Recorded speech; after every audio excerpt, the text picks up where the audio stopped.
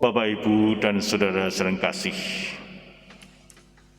ketika Yesus berkata, "Akulah jalan, kebenaran, dan hidup. Tidak ada seorang pun yang datang kepada Bapa kalau tidak melalui Aku." Sebenarnya pernyataan ini untuk menjawab kegelisahan hati Rasul Thomas yang bertanya pada Yesus, "Kemanakah Engkau akan pergi?" "Aku tidak tahu, bagaimana mungkin aku tahu jalan ke sana." Itulah kegelisahan daripada Rasul Thomas. Karena dia tidak tahu kemana Yesus pergi dan bagaimana mungkin dia bisa menuju ke tempat di mana Yesus itu berada. Bapak, Ibu, dan saudara kasih, sesungguhnya para murid sudah mengenal Yesus, tetapi belum secara utuh, belum secara sempurna siapa Yesus itu sendiri. Sebagai orang percaya, apakah kita sudah mengenal Yesus? Itu juga menjadi pertanyaan kita. Mungkin sudah dibaptis bertahun-tahun, puluhan tahun misalnya. Hidup kita dalam dunia ini merupakan kesempatan untuk bertumbuh di dalam pengenalan akan Kristus itu sendiri, supaya kita makin bertumbuh di dalam kasih kepadanya, juga kasih kepada sesama manusia. Sehingga siapapun yang semakin mengenal Yesus akan semakin mencintai Allah dan juga mencintai sesama manusia. Cinta pada Allah dan sesama manusia tidak bisa kita pisah-pisahkan.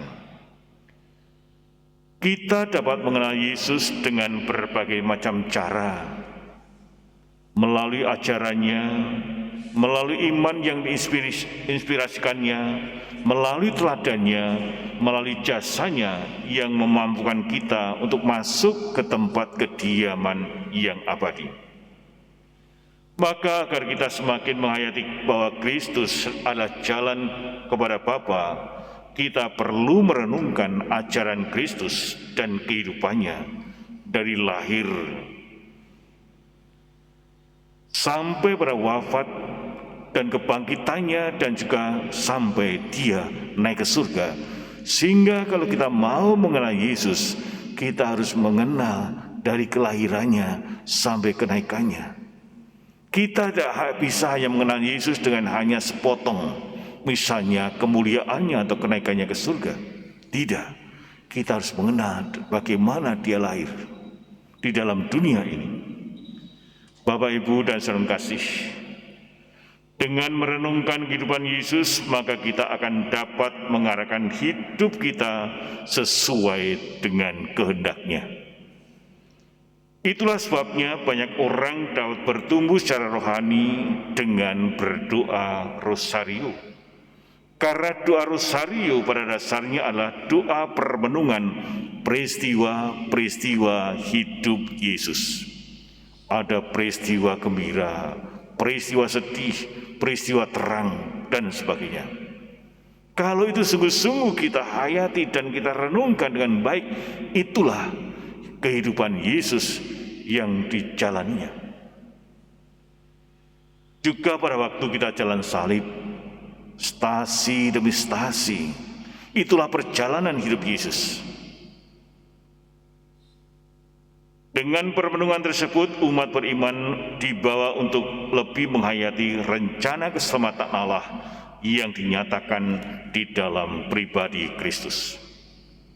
Bapak, Ibu, dan saudara kasih, marilah kita memeriksa batin kita sejauh mana Kristus itu menjadi pusat hidup kita, pusat pikiran kita, pusat perkataan kita, dan juga pusat kehendak maupun perbuatan-perbuatan kita.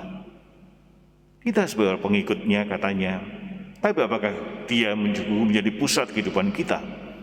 Atau pusat kehidupan kita adalah orang lain? Entah hal-hal duniawi, kekuasaan, kedudukan, dan sebagainya. Jika kita Kristus itu belum menjadi motivasi kita, maka kita perlu memohon kepada Allah agar pikiran dan hati kita diarahkan kepadanya, supaya kita dipimpin olehnya dalam hidup kita. Bapak, Ibu, dan saudara kasih, Yesus bersabda, "Akulah jalan, kebenaran, dan hidup." Tidak hanya ditujukan kepada Rasul Thomas sebenarnya, tetapi juga ditujukan pada kita semua pada saat ini. Karena seringkali kita pun juga bertanya-tanya dalam kehidupan ini, nanti setelah hidup dalam dunia ini, kita ini mau kemana? Inilah suatu pertanyaan yang seringkali terjadi. Kita seringkali juga gelisah seperti Thomas. Bagaimana akhir dari kehidupan kita?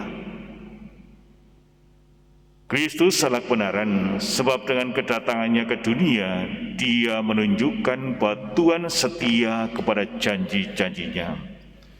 Dia mengajarkan kebenaran tentang siapakah Allah itu.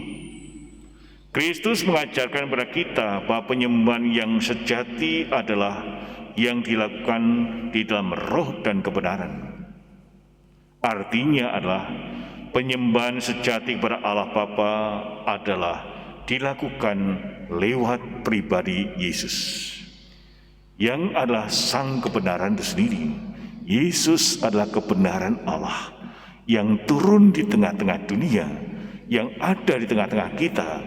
Kita tahu persis siapakah Allah itu sendiri. Kristus adalah hidup, sebab dari kekekalan Dia memiliki hidup ilahi dengan Allah Bapa, dan karena Dia menjadikan kita bisa ikut ambil bagian dalam kehidupan ilahi berkat pembaptisan yang kita terima. Sehingga berkat pembaptisan yang kita terima, kita ambil bagian dalam keilahian. Kita dituntun, diarahkan untuk ke sana. Bapak, Ibu, dan saudara kasih, banyak orang mempertanyakan kealahan Yesus sebab mereka tidak memahami bahwa Allah Bapa dan Putra itu adalah satu. Hal ini juga mungkin yang dialami oleh Filipus. Ketika Filipus bertanya, "Tunjukkanlah Bapa itu pada kami," merupakan satu tanda bahwa Filipus belum mengenal Yesus yang sempurna, yang seutuh-utuhnya. Dia hanya melihat secara lahiriah. Maka Yesus tadi menegur para rasul karena mereka tidak mengenal Dia, meskipun perbuatan-perbuatannya adalah perbuatan-perbuatan yang dilakukan oleh Allah. Perbuatan yang dilakukan Yesus adalah hanya bisa dilakukan oleh Allah. Misalnya, Dia berjalan di atas air, Dia mengampuni dosa, Dia menyembuhkan orang sakit, Dia membangkitkan orang mati.